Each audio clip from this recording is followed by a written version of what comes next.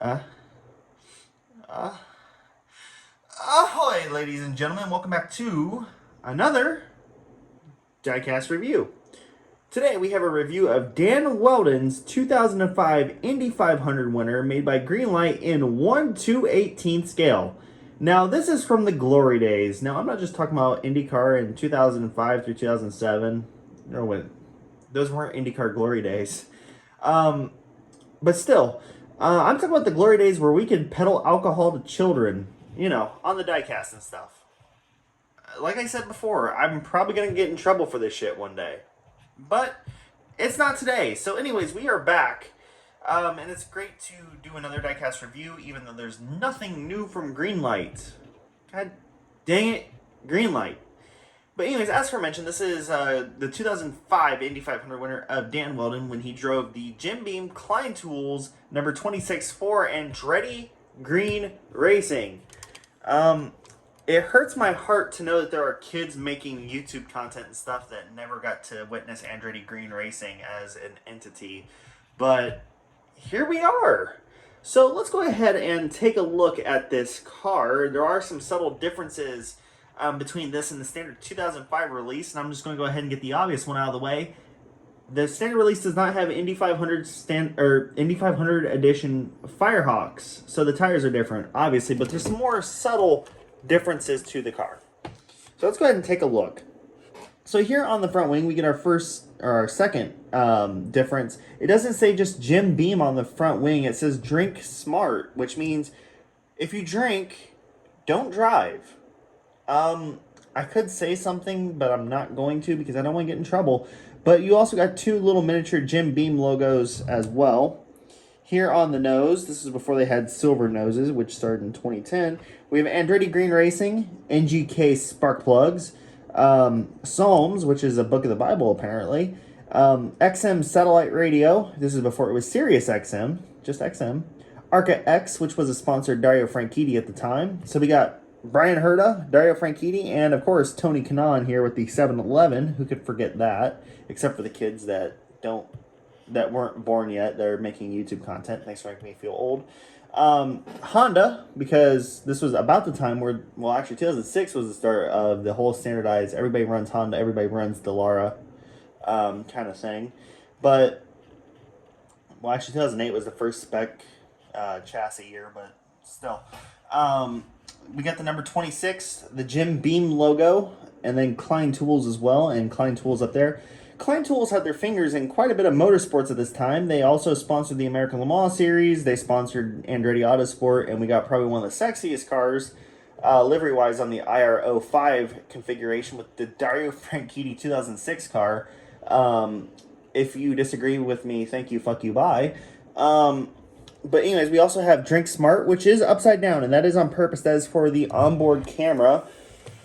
Here on the side, we also have some more onboard camera sponsors with Trans, Psalms, Honda, and Klein Tools. Again, camera sponsors. And then we also have Firestone.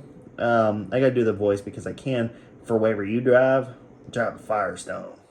And then also on top of the mirrors, we have Drink Smart once again, because it's wrong to drink and drive. Let's just put that out there. On the front wing end plate, we have Jim Beam and then Showa. We also got some sponsors that didn't pay enough to be anywhere where you can actually see it back here. Oh wait, that's BBS, so the rim manufacturer.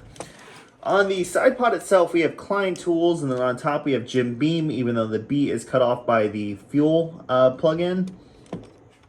Up here close, we have, let me focus, Dan Wheldon. We have IndyCar Series on the actually correct camera pod for the time.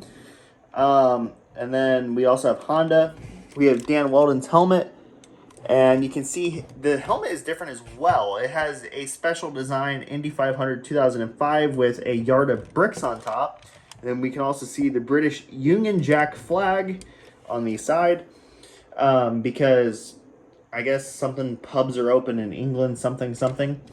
On the engine cover, we have Jim Beam and as well as NGK spark plugs. And we got this very nice, I always thought it was like a cow pattern almost when I was a kid, with the red, black, white, and gold trim. Very beautiful car, very iconic livery. And I'm not just saying that because it's Dan Wheldon, because people like to kind of over fascinate kind of everything Dan Wheldon ever did. Don't get me wrong, this was an iconic car. This was an iconic livery because this was really where Dan Wheldon was in his prime. You know, we talked about the Chip Ganassi years as well, but really when he was with Andretti, he really showed his prime, or showed that he was in his prime. And then in 2009, 2010, and 2011 especially, he showed that he still got it, you know. On the back wing, we got the iconic font number 26 before Marco came and ruined the legacy of this number. And here we got some more sponsors that didn't pay enough to be anywhere meaningful, except for Drink Smart, because, of course, you got to drink smart. And then, of course, Firestone as a contingency. Something Clausing, and then something I can't read and not going to care to read because they didn't pay enough money to Dan, so I didn't get paid anything at all, so I'm not going to mention them. On the inside of the back wing end plate, we have Motorola, and then on the black back wing, we have Jim Beam. Back here, we got the number 26, even though the decal is a little bit off-put. And then, yeah, you can see the little starter hole back there. Insert vagina joke there. And then on the tail end of the engine cover, we got Showa. This side, fairly much the same. A little bit of decal overlay here on the rear suspension, but overall, though, very nice. Now, mine does have a little bit of a flaw. It does have a paint chip up here, which I'm going to fix. Probably happened during the move a couple years back, but I digress. And, yeah. Was able to go through this car in a relatively short time, and I haven't cracked any majorly offensive jokes yet, and I don't think I will for this one, because it's an Indy 500 winner. It's all serious and something dark side or something. But yeah, very, very nice car. Now, this was obviously made pre-2008 since it's the 2005 winner, so the engine cover doesn't come off. It doesn't have the arrow pieces on the side. But you know what? This is a decent car. I mean, even though the front nose is inaccurate, even, which, you know, is a pretty well-known thing for the Greenlight Dallara IR05s, it's still a very decent model. I mean, I remember going to the IMS Museum in 2006 and seeing this model on display there, and I wanted one. And I finally got one. It was not a Indy 500 winner. It was actually the 2004 car. I ended up getting it signed. Actually, let me grab that real quick just to show it. I got this in 2006 from the museum, and I did get it signed.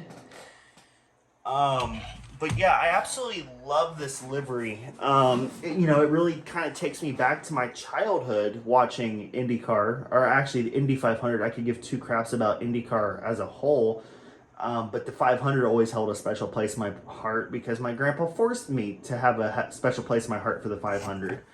But still, I love this car. I will always have a nice affection to it because of the livery, who it is. You know, everybody will have a special place for Dan Wheldon in their heart.